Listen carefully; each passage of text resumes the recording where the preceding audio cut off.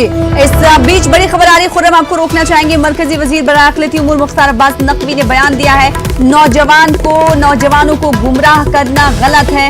उन्होंने कहा है कि शहरियत तरमीमी कानून किसी की शहरियत के खिलाफ नहीं है। कुछ लोगों को मोदी फोबिया हो गया, इसलिए गलतफहमी फैला रहे हैं। आइए सुन लेते हैं। और पता नहीं क्या क्या मोदी फोबिया हो गया है, मोदी जी के हर अच्छे काम उनको बुरे लगते हैं। तो ये उनकी तो अपनी बीमारी है, ये उनकी अपनी समस्या है, ये उनके मानसिक संतुलन की स्थिति है। आपको नहीं लगता कि राजनीति की वजह से कुछ राजनीतिक पार्टियां, आपकी विपक्षी पार्टियां उकसा रही है लोगों को इस तरह से आंदोलन कर? बिल्कुल उकसा रही है, लेकिन हमें ये लगता है कि जो अफवाहों के माध्यम से अमन का अगवा करने की कोशिश है, उससे हमें होशियार रहने की ज़रूरत है।